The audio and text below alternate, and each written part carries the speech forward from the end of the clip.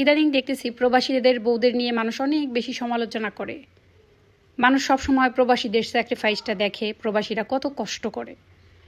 আসলে প্রবাসীরা অনেক কষ্ট করে, পরিবার রেখে কত দূরে যায় শুধু পরিবারের মুখে হাসি ফোটানোর জন্য।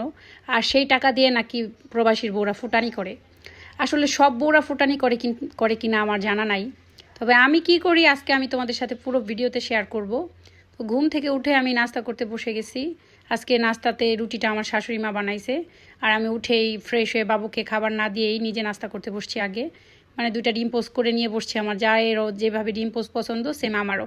আমাদের অনেক কিছুই কমন, আর কমন থাকাই ভালো, যেহেতু সারা জীবন আমাদের একসাথেই এক বাড়িতে থাকতে হবে। তো ডিম খাওয়ার পরে মিষ্টি আলু পুড়ে রাখছিল মা কালকে আমাদের জন্য সন্ধ্যায়, ওইটা আজকে সকালে নাস্তায় করলাম। দেন আমি ছাদে চলে আসছি। এই যে দেখছো কতগুলো কাপড়, এগুলো আমার বাচ্চায় রাত্রে ফুট করে পটি করে দিছে 11টায়। সবসময় ডাইপার পরানো থাকে, মাঝে মধ্যে আমি ভাবি যে ডাইপারটা খুলে শোয়াই ওর একটু ভালো লাগবে। যেদিনে আমি খুলে শোয়াই ওদিনে আমার বাচ্চা পটি করে দেয়, ঘুমের মধ্যেই করে দিছে। আমার হাজারো কাজ বাইরে গেছে। সব ওয়াশ করে আমি একটু আমার ফল গাছের সাথে টাইম স্পেন্ড করতেছি। তারপরে আমি নিচে যাই সিমরান মোনাকে খাবার দাবার খাওয়ায়, বাবুকে খাওয়ায়, আমার দেবরের কাছে রেখে, জায়ের কাছে রেখে আমি সিমরান মোনাকে নিয়ে চলে যাচ্ছি। সিমরান মোনার এক্সাম, তোমরা সবাই জানো, এর আগের একটা ভিডিওতে আমি শেয়ার করেছি। আমি ভাইয়াটার ভিডিও নিচ্ছিলাম কেন জানো, অটোওয়ালা লোকের, ওনার সাথে আমার কথা হয়েছে। ওনার একটা পা নাই, আর পাটা কিভাবে নষ্ট হয়েছিল জানো? এই যে পরিবারের জন্য খাটতে যায়, প্রথম দিনই ট্রাকে উনি একটা কাজে গেছিল, মানে ট্রাকের হেল্পার হিসেবে। দেন ট্রাকটা অ্যাক্সিডেন্ট করে ওনার পাটা ওইখানেই পুরোপুরি কেটে পড়ে যায়। শুনে আমার খুব খারাপ লাগছে। সিমরান মোনাকে নামাই দিয়ে আমার সামনে কুরিয়ারে একটা কাজ ছিল, সেই কাজটা করে আমি আবার যাব এখন মুদি দোকানে। তারপরে তোমাদের দেখাবো যে এত প্রবাসীরা যে কষ্ট করে ওই টাকাটা দিয়ে তার বউরা আসলে কি করে। জানি না সব প্রবাসীর বউ কেমন, বাট আমি কি করি ওই পুরো ব্যাপারটা আজকে তোমাদের সাথে আমি শেয়ার করব। তো ভাইয়াকে আমি ডাবল ভাড়া দিয়ে দিছি, আমার খুব খারাপ লাগতেছিল। আসলে এই পুরুষরা পরিবারের জন্য এই জীবনটাই স্যাক্রিফাইস করে, কিন্তু মহিলারা কি করে তা তোমাদের এখন আমি দেখাবো। এই যে এটা মুদি দোকান, এখানে আমি মাসের 1 তারিখে কিংবা 2 তারিখে আসি। তো এখানে আমি লিস্ট দিয়ে গেছি ভাইয়াকে, বলছি আমার বাজারগুলা প্যাকিং করেন। এটা আমার শাশুড়ি মা নিয়ে যায় মাঝে মধ্যে, আমিও নিই মাঝে মধ্যে। এই যে আমি বুথে আসছি, এখানে 45K টাকা আছে। তো এই টাকাটা আমি আজকে সারাদিন কি করব তাই তোমাদের সাথে শেয়ার করব। তো বুথ থেকে বের হয়ে আমি যাচ্ছি ফার্মেসিতে, আকরাম ফার্মেসি না আরাম ফার্মেসি, ভাইয়ার দোকান আমার ঠিক মনে নাই। আমি আর কি ভাইয়াকেই চিনি বেশি। ভাইয়া আমার হাজব্যান্ডের অনেক ঘনিষ্ঠ ফ্রেন্ড, মানে ছোটোবেলার ফ্রেন্ড। এই তো ভাইয়ার দোকানে যে বাকি ছিল এগুলো এখন আমি ভাইয়াকে দিব। ভাইয়াকে বলতেছিলাম, তো ভাইয়া হিসাবের খাতা বের করে দেখতেছিল। দেন কয়েকটা লেখা হয় নাই, কিন্তু আমার মনে ছিল, আমি বলার পরে ভাইয়া ওগুলা সব হিসাব করে টাকাটা নিয়ে তারিখ দিয়ে সব খাতা কেটে কুটে ক্লোজ করে দিল আমাকে। তো একটা ঋণ সুদ হইল। দেন আমি আবার চলে যাচ্ছি। এখন আমি সবজিওয়ালা মামাকে দেখেছি, এইখানকার সবজি দেখে আমার খুবই ভালো লাগছে। আমি মাঝে মধ্যে এমনিতেই টুকটাক সবজি বাসায় কিনে নেই, এইসব বাজার আমার শ্বশুরে করে, কিন্তু যখন আমি রাস্তায় এরকম তাজা সবজি দেখি তখন আমি কিনে নিই।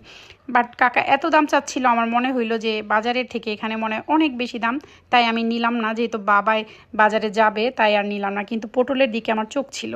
পরে এখানে পাশেই দেখি রাস্তায় এক লোক এই চায়ের কাপগুলা বিক্রি করতেছে, ভালো লাগলো, বাট অনেক বেশি দাম চাইলো, মার্কেটের চেয়েও একটু বেশি চাইছে, তাই আমি আর নিলাম না। আমি আবার মুদি দোকানে চলে আসছি। এইখান থেকে আমি 14K প্লাস বাজার নিয়েছি, মানে 14,000 টাকারও বেশি, যেটা আমাদের প্রত্যেক মাসে লাগে, মান্থলি যে বাজারটা লাগে, মানে মুদি বাজার।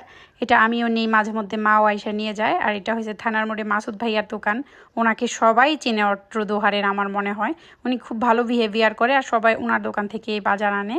তো প্রত্যেক মাসের 2-3 তারিখে আমরা এই বাজারটা আনি। এখন আমার যা আর আমি এই সব বাজার গুছাইয়ে রাখবো সব সুন্দর করে। আসলে এই মাসের 22 তারিখেও একবার বাজার আনা হয়েছে, তাই একটু কম না হয় আরও অনেক বেশি থাকে আমাদের এই মুদি বাজার। আমাদের মাসে প্রায় খাবার তেল যেটা সোয়াবিন সাদা তেল, এটা প্রায় 15 কেজি লাগে, প্লাসও যায় অনেক সময়।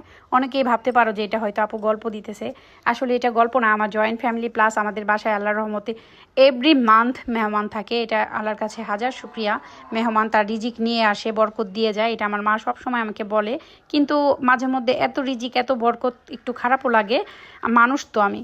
তারপরে আর কি করার, আল্লাহ তাআলা এগুলো আমার জন্য লিখে রেখেছে, এর জন্য এটা আমার সাথে হয়। তো আমি আমাদের বড় বড় ডিব্বা যেটাকে বলে কন্টেনার, ফ্রেশ করে নিচ্ছিলাম সব কিছু রাখার জন্য। এখানে কিছু কিছু বাজার ছিল আগের, ওগুলো আর কি ভেতরে থেকে বের করে নিচে রাখতেছিলাম, নতুনগুলো আর উপরে রাখতেছিলাম, ওগুলো যেন শেষ হয়ে যায়।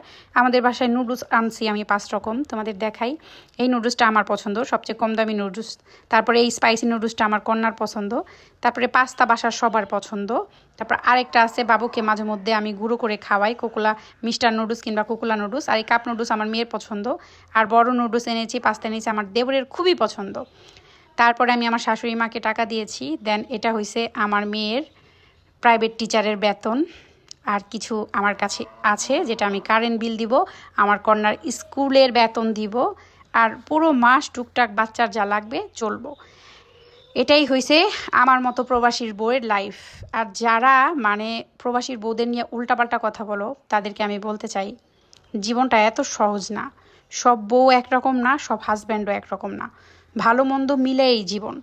যেমন প্রবাসীরাই একটা জীবন স্যাক্রিফাইস করে দেয়, পরিবার রেখে দূরে চলে যায়, ওই রকম একটা বউ নিজের স্বামীকে দূরে পাঠায় দিয়ে একা একা জীবন কাটায়, যুদ্ধ করে জীবন কাটায়। তো কিছু বলার আগে আমাদের একটু ভেবে বলাই উচিত। ভালো থাকো তোমরা সবাই। আল্লাহ হাফেজ, আসসালামু আলাইকুম। অন্য কোনো ভিডিওতে আবার গল্প হবে তোমাদের সাথে।